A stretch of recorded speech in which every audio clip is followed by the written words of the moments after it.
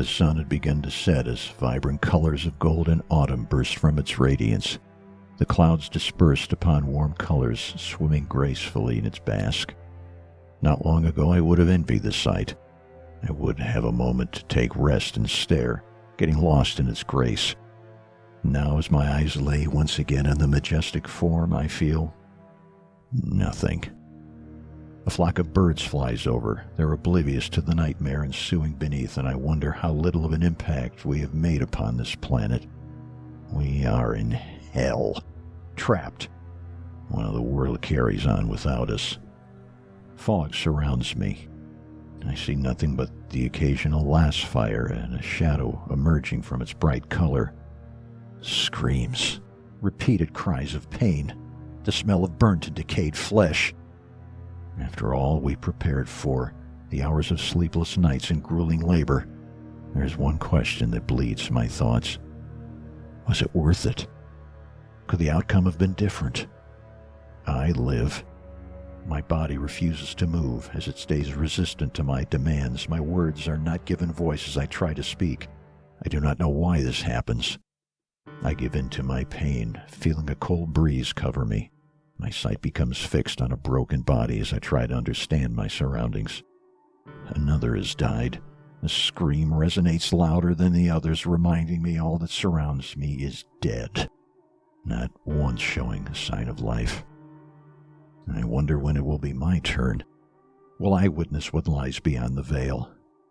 In my immediate view, I can see Staff Sergeant Janos. His words that once built the courage of the dead men around us are quiet now.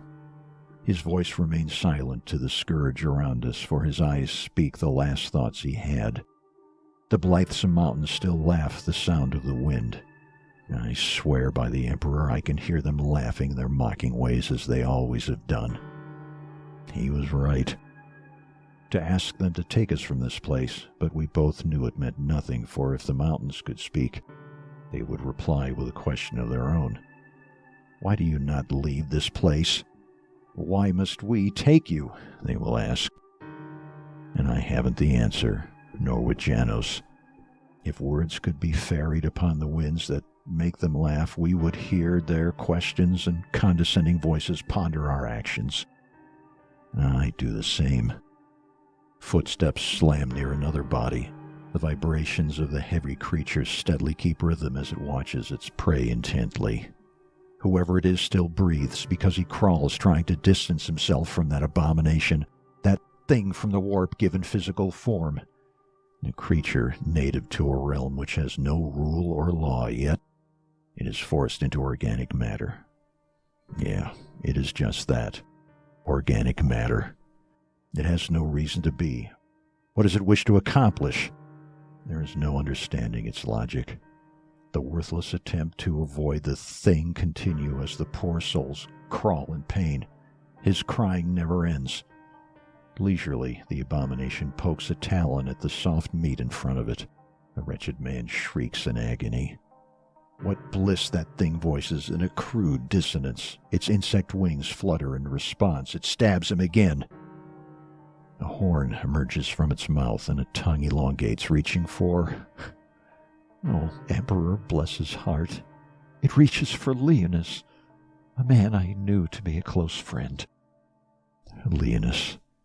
Our bond was unbreakable. You'd not see another warrior such as him in the regiment. I met him in live fires from earlier years, the time when we were still undergoing regiment training, acquiring skills necessary to kill. The time before we would learn terrors of this galaxy truly existed and that one day we would fight them.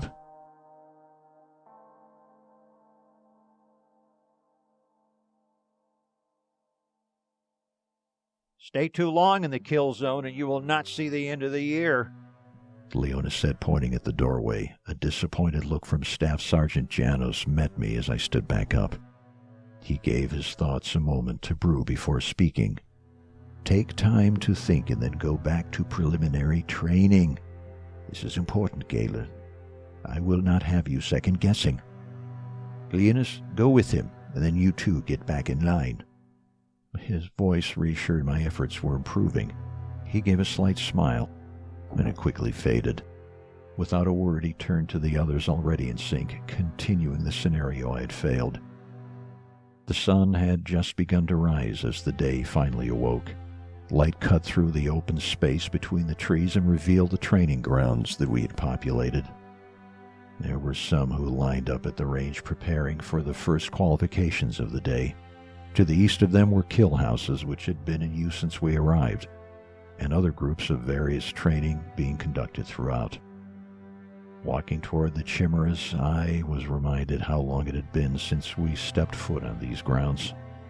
It was hour 4, and a calm morning had already transformed into a bustling, hypothetical war zone, teaching lessons of murder and discipline. Even with the demanding work, I could feel the burning sensation of hunger singing its way to the surface. I tried to ignore it, but soon that was all I could think about. As we passed the emptied rations, I wondered if the logistics corps suffered in similar conditions during their training, if they even conducted field operations. Again, this time by the numbers.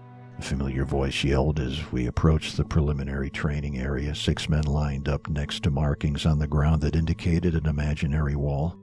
Corporal Santu directed all to pay attention to where he pointed. This is a door. It leads to a hallway in this scenario, and in this hallway brings death to those who do not pay attention. You will keep doing this until you do it right, and then you'll do it again. His anger flared through his hands as they gestured the rest of his frustration. Yes, Corporal, they responded in unison. The 6 men realigned themselves, pointing empty las rifles in disciplined directions, prepared to breach a door to a building which only existed in drawn lines below them. The dazed look of tired expressions was replaced with concentration and stern eyes. By the number, Santu said as he slapped Isidore's helmet. The signal for the rear element indicated the initiation of the scenario. Opposite to Isidore, the 6th man positioned himself, letting his weapon aim at the expectant area of a door handle. In a trained manner, Isidore looked over the invisible doorway once and then signaled for the 6th man to do the same. With a nod, both men agreed there had been no ritualistic carvings or tampering upon the outward side of the frame. Breach, was all Isidore spoke, starting the scene. You nervous? Leonis asked, breaking the trance I had set myself in. The noise around me surged back in with distant yelling and gunfire in methodical order. I am, I replied. But not about fighting heretics.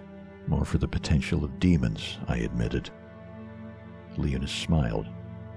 I've been to that planet before. Do not let the commander's speech intimidate you. If it truly has rebellion on it, I cannot believe it would amount to much. We took a moment of pause to watch the scene play in front of us.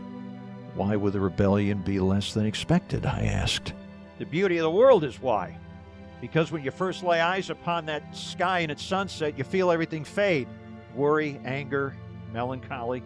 The planet just does not allow one to dwell on anything negative. It's as if the Emperor blessed it himself. It's a hidden gem. Whoever or whatever began that rebellion could not have been successful. After he spoke, he gave a glance to me, studying my reaction. I looked back to see he had revealed a pendant hanging from his neck. A sisterhood symbol, I questioned. He smiled, confirming the answer. We promised each other to be together again, and it's a promise I intend to keep. You know, if the sisterhood recruits there, then it's impossible for a rebellion to last. He was confident in that thought, but I was not. Though he had been recruited from different planets of the same system, I had lived and breathed in hive cities. The desperation of a mind could lead even the greatest to their downfall. Even so, I still hope not to see demons. The rebellion was less than expected, then why are we training for incursions before deployment? I could see the logic turning answers in Leonis. He squinted slightly.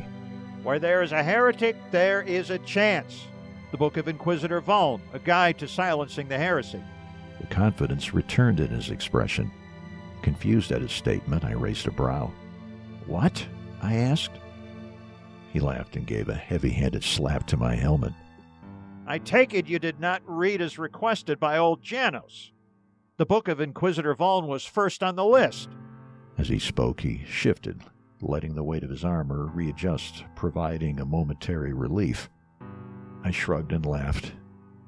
No, I did not.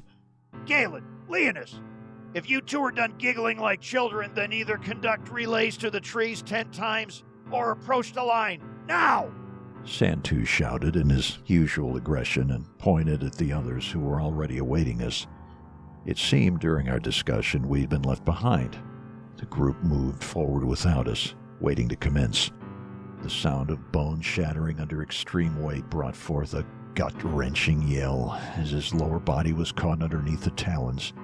His screams gurgled erratic patterns as his lungs expelled what reserves of breath he had. It manifests a haunting sound which resonated through the fog. Something about the slow death of Leonis captivated my attention, but I wished it had not. To hear it, to see the man who suffered and emitted so much agonizing sorrows, it was a scene I had no control over. The sound ran dull to my senses, but it still pierced through, letting our history resonate with a southern remorse. Soon it will stop. Soon it will. It should stop. He's fighting back. I hear the faintest sound of blade cutting flesh as he stabs its limb. You unfortunate son. Even on at the helpless end you fight. Finally, claws and talons dug deeper into Leonis, silencing his voice, leaving a terrorized expression to communicate what he felt. I could watch no longer. I shut my eyes and turned away. I knew him. I knew all of them. I once knew the ambition and hardships they fought through to be where we are this day, and I cannot know them anymore. I stare up at the sky once again. What beauty it speaks to me. The sun lavishing its canvas elegantly unlike any other I have seen. I await death. The fog begins its descent toward me. Soon it would fade, as Janice once said. Soon it will all go away.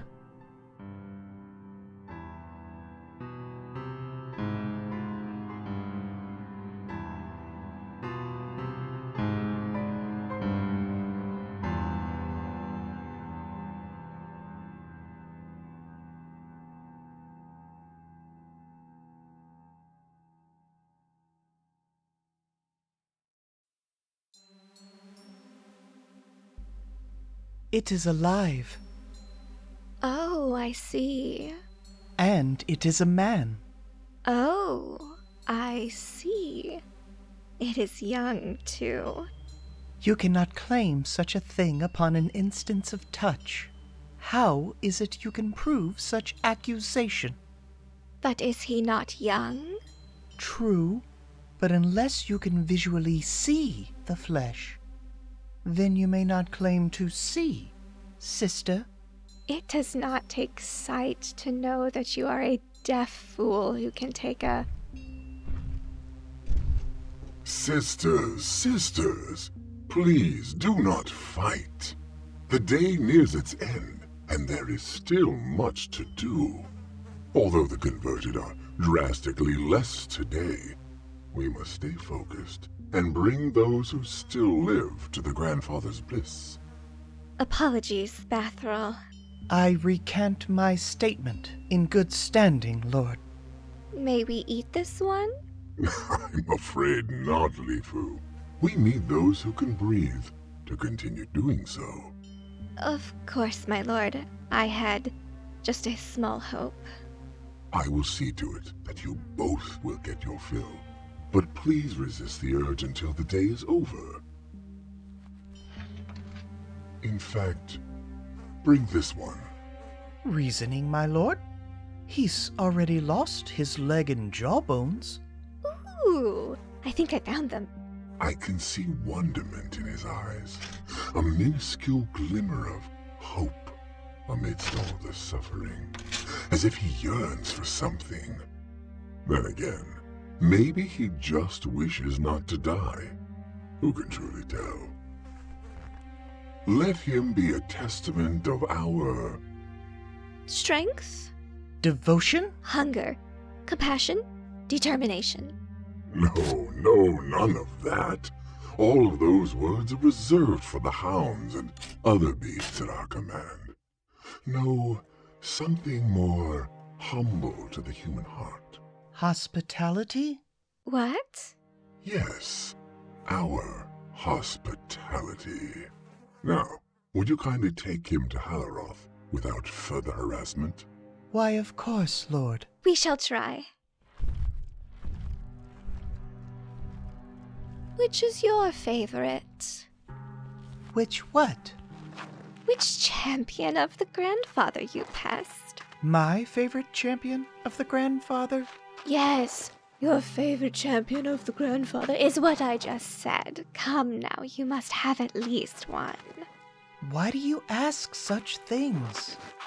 Because we have been idle watching the war unfold with nothing else to do. Perhaps I take a liking more to the vipers, with their 4 wings and cute ferocious hands, and how they gaily squeal and excite upon a kill. The vipers? Their stench is atrocious even for me. It is not. The way they pounce and fly brings the most fun of the day. No, it does not. It does for me. Why cannot you be in similar joy all the time? Because I have to drag bodies without even one bite. I am starving and I am blind. Why must you not guide me wisely? Perhaps I would just at all hours if you would do better. It is always my fault. It always ends in this way.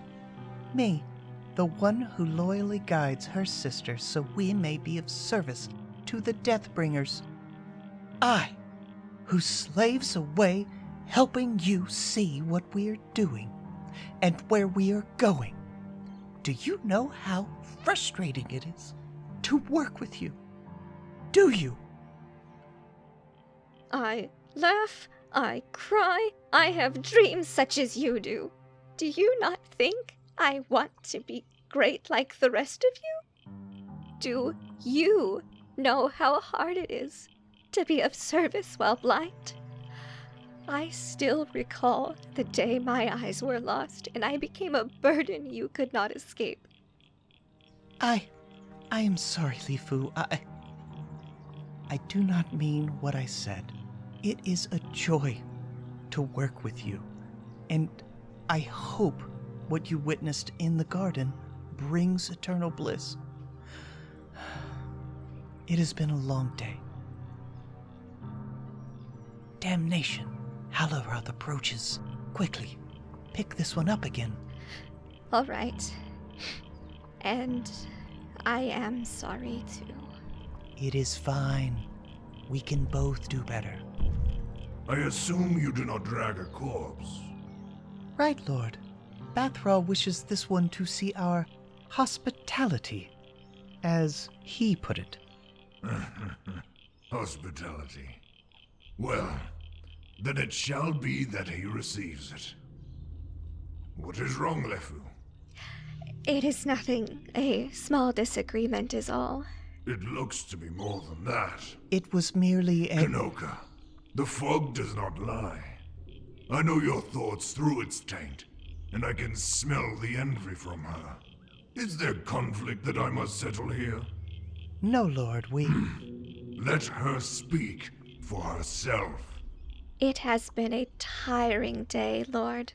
What I desire is nourishment and rest, but as we drag this one to you, I must hold my tongue until the day has passed. I understand that both of you are frustrated, but do not take the labors you are tasked with lightly. It serves a great purpose that we cannot do without. All commands given from Bathral hold a story that must be told. A story? Yes. Listen to what unfolds from them. Keep your minds focused on the day, and you will begin to understand, younglings. For example, what would happen had we not used your expertise before the battle? How could we begin without all of you? Your bells do more than you think, little ones. In fact, Did you not hear what Bathrald said? No. This day would be lost had we not the butterfly, inseparable and necessary to the cause. Truly? Verbatim. Now, run along and have some fun before the next phase of this war. I am sure the enemy will take advantage of the momentary silence. Thank you, Lord.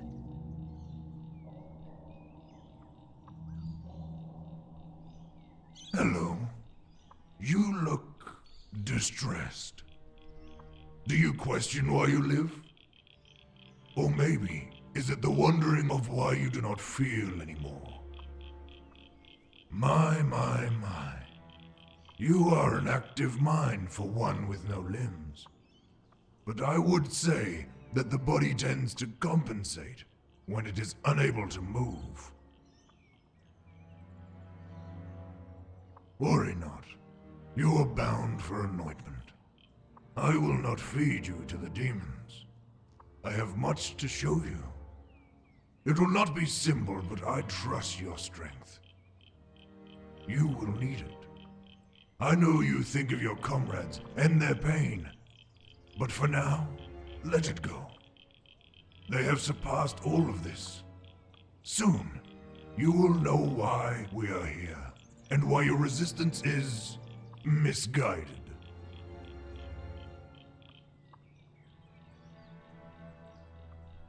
Submerge yourself in these waters.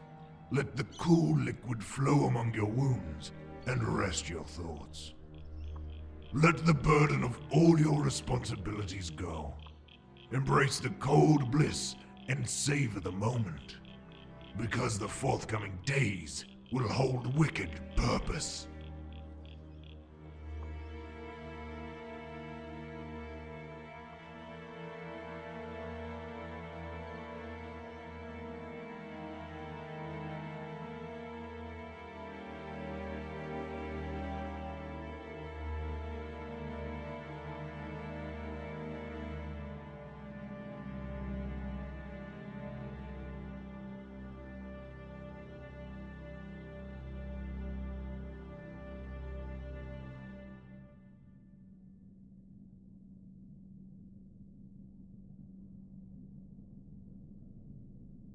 Please, it's my first recap of the day. Let me have this moment of peace.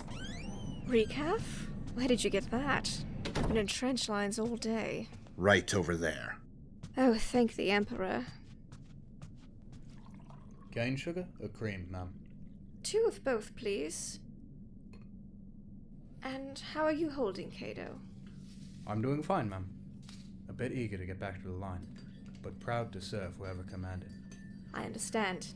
This meeting was sudden, but we will get you back there soon. Has Vlad not arrived yet? No.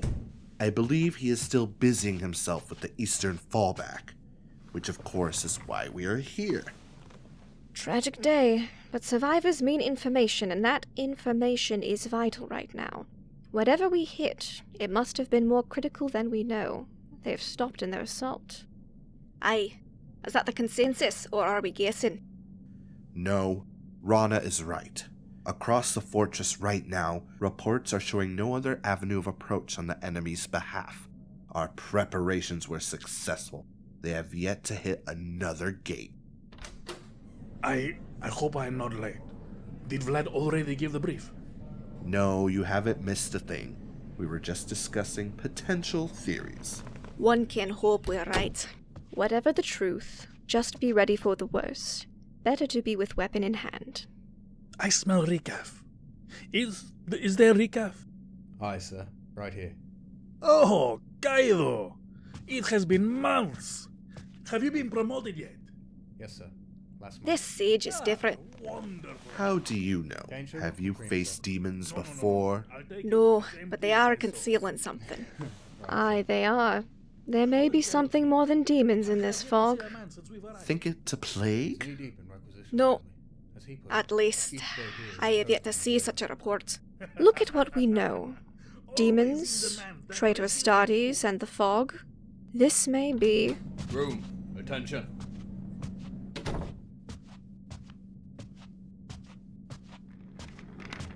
carry on. Fellow commanders, we have lost the Eastern Gate entirely. But with every loss comes a lesson, and we have learned much. The survivors have confirmed demons in the fog alongside civilians. Civilians? Yes. Some have no knowledge of their surroundings, unaware of the war they are caught in, and others are openly hostile. That is all we can confirm as of now. No mechanized units? It would seem not. Scouts are still searching for the origin of the corroded attack, but our enemy either has no support or awaits to unveil the fact. Before I begin, I want to hear the damage. Castanus? Lord Commander, the Western Gate has no reports of enemy movement. They stay watchful and alert. Fire missions are ongoing and resupply goes unbothered. Prepare a detachment to send in with the Kazavak teams. We will take advantage of the lull in their assault. Rona. The northern gate is free of enemy activity. It seems once the assault started, the fog shifted towards the eastern gate entirely. Aircraft have another half day before they need refueling. Murdag. The QRF is regrouped and rearmed. There were a few unsuccessful attempts to breach the fog, but in return the enemy has not left its safety. Across the fortress, it seems only the eastern QRF was needed. And lastly... Of course. The best is last, as always, sir. We can maintain this base for 3 months. That is, unless they break a supply route. If 2 go down, then we are holding for 1 month. Across the fortress, we are green on everything. Except ammo, which is amber. Of course, this is from recent attacks. And as you requested, the decoys are all ready for departure. Thank you. By now it should be no secret that our enemy stays within the fog, a tactic commonly used by the Death Breathers. They strategically summon demons and confusion in a coordinated strike of surprise, killing most of their prey. What we do know of them is they work quietly, swaying populations, and to those who refuse their temptations, they are forcefully possessed. The corroded attack of flesh and bone we can only assume to be the populace that refused. A cheap trick, but effective upon the weak. Still, there has been no confirmation on their support, and that means we... Yes, Flacodius. I'm sorry to interrupt, sir, but after years of trying, I have only gained pieces of information on these traitors. May I ask where this is coming from? To answer that, let me inquire of you. Did you read A Guide to Silencing the Heresy? Because if you did, then we could cut short this interruption. Understood, sir. Keep vigilant, everyone. We did not plan, prepare, and suffer ourselves for 3 years to lose composure in this first day. We will take their bait of silence and ensnare the beast that reaches out. Make sure your battalions understand we are now officially in the first phase.